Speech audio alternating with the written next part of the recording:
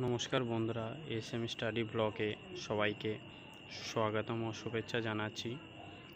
আজকে কিছু অনলাইনার লাইফ সায়েন্সের এমসিকিউ কোশ্চেনের প্র্যাকটিস করব, যেগুলি ডাব্লিউবি, কেপি ও রেলের যে কোনো এক্সামের জন্য ইম্পর্টেন্ট হবে।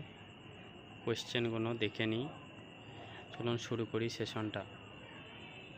ফার্স্ট কোশ্চেন হচ্ছে, সর্বপ্রথম কোষতত্ত্ব প্রবর্তন করেন উদ্ভিদ বিজ্ঞানী ম্যালথিয়াস স্নেডেন এবং প্রাণীবিজ্ঞানী থিওডোর সোয়ান 1839 সালে। নেক্সট কোশ্চেন হচ্ছে, জীবদেহের গঠনগত ও কার্যগত একক হলো কোষ। নেক্সট কোশ্চেন হচ্ছে, বহু নিউক্লিয়াসযুক্ত উদ্ভিদ কোষকে সিনোসাইট বলে। কোষে 90% জৈব পদার্থ ও 10% অজৈব পদার্থ উপস্থিত থাকে। নেক্সট কোশ্চেন হচ্ছে, কোষের মস্তিষ্ক বলা হয় নিউক্লিয়াসকে। নেক্সট কোশ্চেন হচ্ছে, কোষের শক্তিঘর বলা হয় মাইটোকন্ড্রিয়াকে।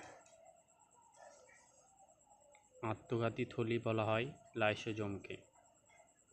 নেক্সট কোশ্চেন হচ্ছে, কোষের প্রোটিন ফ্যাক্টরি বলা হয় রাইবোজোমকে।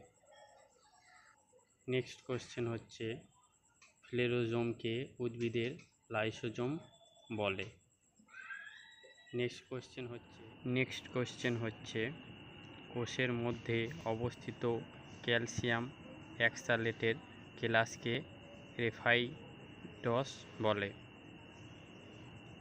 নেক্সট কোশ্চেন হচ্ছে, কোষের মধ্যে অবস্থিত ক্যালসিয়াম কার্বনেটের ক্লাসকে সিস্টোলিথ বলে।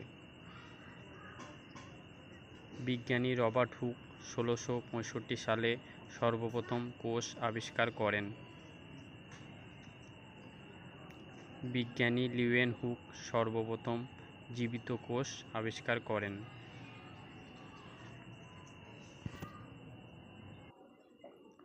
কোনো প্রকার কোষ বিভাজনে একটি মাতৃকোষ থেকে দুটি অপত্য কোষ সৃষ্টি হয়, তাকে মাইটোসিস কোষ বিভাজন বলে। নেক্সট কোশ্চেন হচ্ছে, ক্রোমোজোমগুলি বেমের বিষুব অঞ্চলে বা নিরক্ষীয় তলে অবস্থান করে কোন দশায়? সেটা হচ্ছে মেটাফেজ দশায়। এখানেই আমার ভিডিওটা শেষ করলাম। এর পরের সেশনটা আবার নিয়ে আসবো কিছুদিনের মধ্যেই। প্লিজ লাইক এবং সাবস্ক্রাইব করে দেবেন।